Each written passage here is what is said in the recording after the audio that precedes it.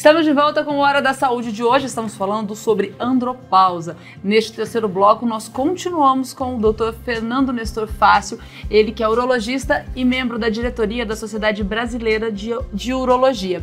Dr. Fernando, agora nesse terceiro bloco, o senhor vai responder as principais dúvidas que foram enviadas pelos nossos telespectadores. E para a gente começar, existe andropausa precoce? Embora a gente conheça que homens após 40 anos, você tem um declínio natural da testosterona, em alguns casos a gente precisa ter uma atenção redobrada.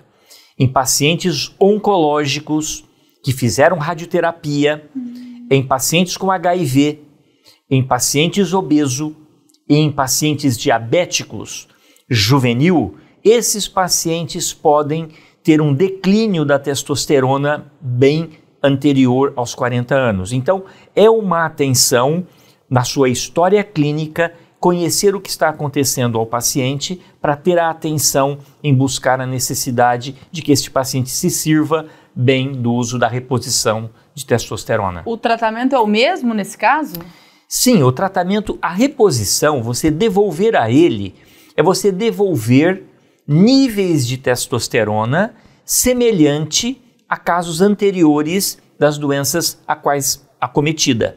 Ou um câncer, uma radioterapia, após uma quimioterapia, ou mesmo o paciente com HIV, mesmo controlado da doença, ele talvez se beneficie ao se fazer o uso da testosterona.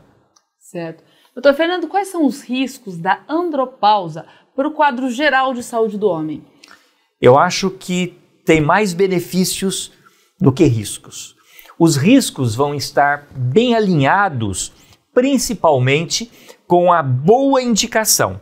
Se levarmos em consideração que vamos tratar homens que têm sintomas associados a um baixo nível sérico de testosterona, esses pacientes se beneficiam. Nós não podemos permitir que os níveis que deveriam estar dentro de um patamar normal ultrapassem isto. Por quê? O excesso da testosterona pode trazer transtornos hepáticos e mesmo ao miocárdio. Você pode ter uma hipertrofia do miocárdio. Então, ao invés da testosterona em níveis normais ser um grande protetor das condições cardiovasculares, pode se tornar um problema. Então, o excesso de tudo é problema. Eu acho que o bom senso é vivermos dentro do equilíbrio. E a proposta de repor testosterona ao homem que tem deficiência é apenas trazê-lo para dentro dos níveis de normalidade. Todo homem com dificuldade em ter ereção, ele tem que pensar na carência de hormônio? Eu acho que esse é um binômio maravilhoso que todo médico, todo profissional de saúde preste atenção para poder lidar junto ao paciente. O paciente, é interessante quando você fala de disfunção erétil e os níveis de testosterona. A primeira grande preocupação é que nós temos que ter profissionais que tenham a retórica necessária de perguntar, olhando nos olhos do paciente, sobre a sua função sexual. Porque muitos médicos, e isso já é um dado, só 30% dos médicos, incluindo urologistas, perguntam numa consulta de um homem com mais de 40 anos sobre a sua sexualidade. Isso é um grande problema.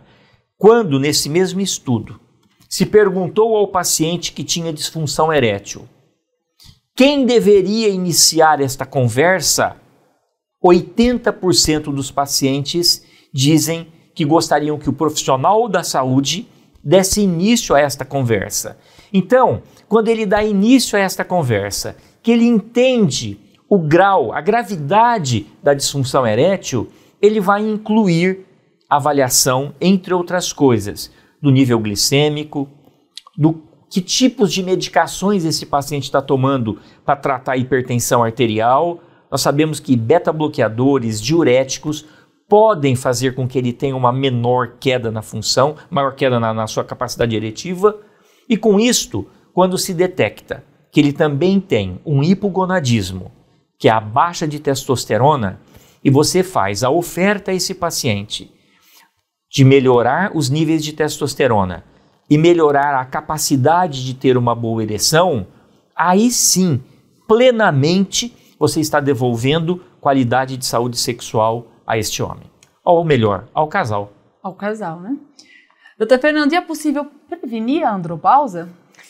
Entre as condutas que todo médico tem como praxe é orientar estes pacientes a busca de uma qualidade de vida, incrementando atividade física, boa alimentação.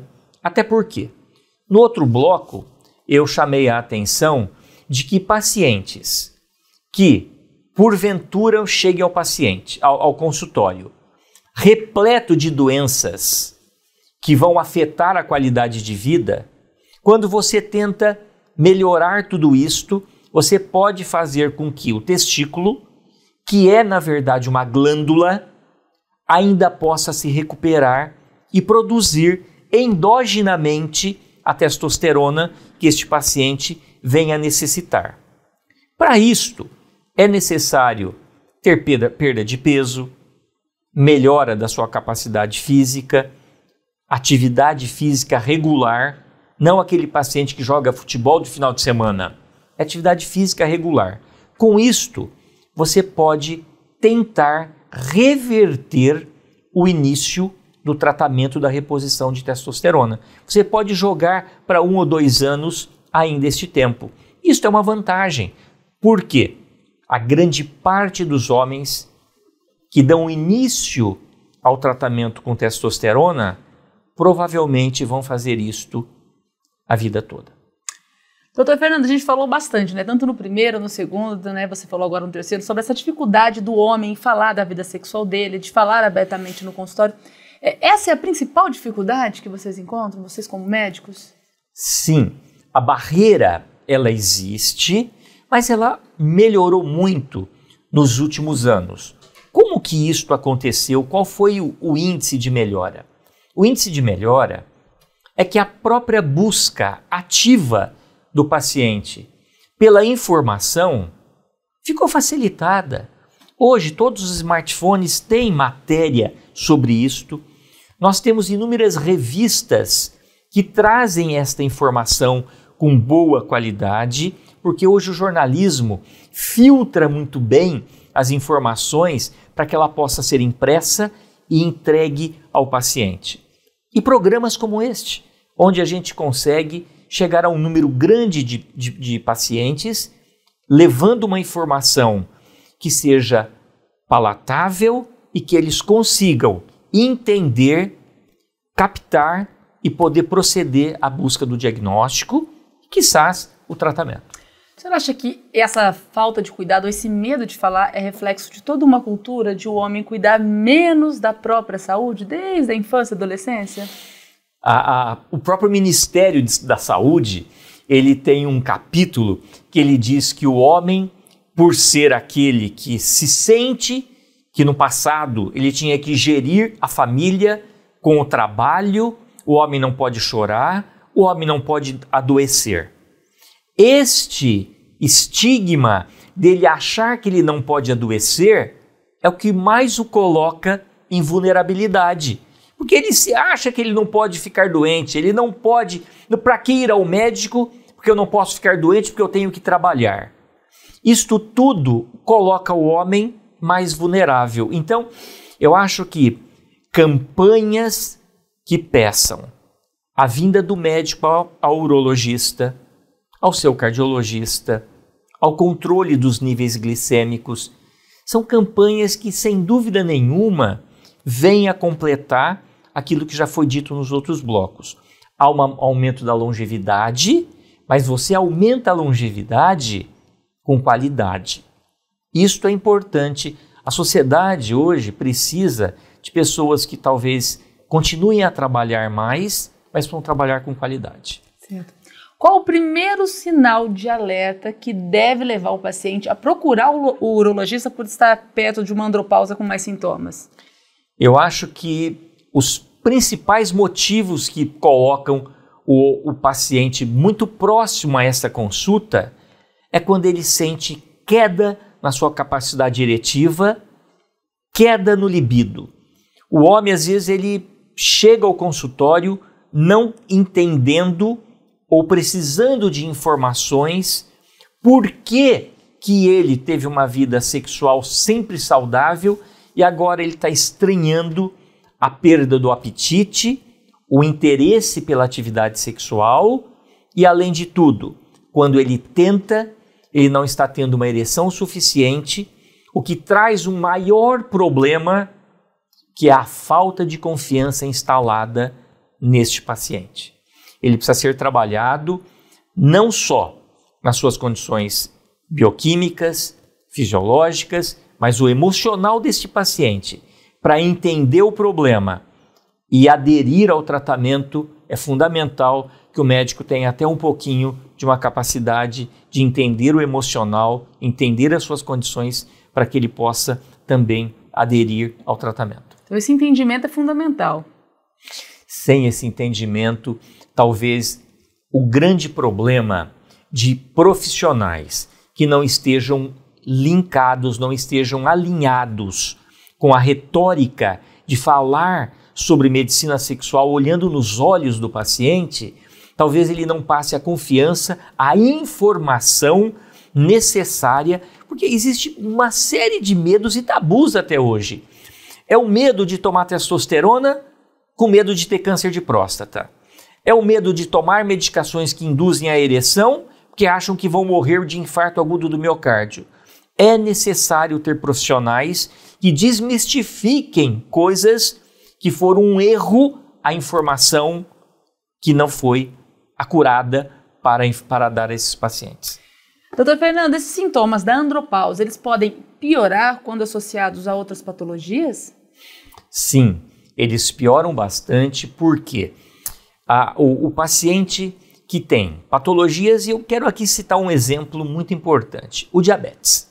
O paciente diabético, quando não cuida do diabetes, e ele é um paciente obeso, sedentário, não tem uma aderência ao tratamento e o controle da glicemia, esse paciente tem todas as condições de ter um desfecho ruim. Mas eu coloco ao contrário esta sua pergunta. Quando um paciente diabético, ele tem baixa de testosterona, ele começa a reposição de testosterona, seja injetável, seja gel, de alguma forma ele começa a fazer o tratamento. Este paciente está mostrado nos estudos que ele tem uma aderência, ele modifica e ele melhora, inclusive, os níveis de controle do próprio diabetes. Isso acontece com a hipertensão também, porque quando ele melhora o trofismo muscular, ele volta a caminhar. Quando ele melhora o trofismo vascular, ele tem uma distribuição de toda a rede vascular para o organismo de forma melhor. E isto faz com que ele tenha mais ganhos para tratar as próprias doenças orgânicas. Certo. E para a gente finalizar, é importante que o homem procure sempre ajuda médica. Eu acho que, mais uma vez, a gente só consegue ter saúde e eu vejo com outro ponto. Eu não acho nem um pouco glória dizer, olha, ele morreu com 90 anos e nunca tomou uma injeção. Talvez se esse homem tivesse ido ao médico e tratado, ele viveria até os 120. Então, ir ao médico hoje está muito bem implícito de que é buscar qualidade de vida. Então, hoje as instituições médicas têm profissionais qualificados para poder ajudar e fazer com que esses homens tenham, sem dúvida nenhuma, uma melhor vida e uma melhor condição de aproveitá-la. Doutor Fernando, muito obrigado pelas informações, obrigado por ter aceitado o nosso convite, ter vindo ao programa. Obrigado. E você aí de casa, espero que tenha aproveitado também, tenha gostado do nosso programa. Se ficou com alguma dúvida, já sabe. Vai lá no youtube.com/Hospital de Amor, só procurar a playlist Hora da Saúde, assistir novamente e compartilhar com quem você quiser. A gente se encontra no próximo Hora da Saúde. Até lá!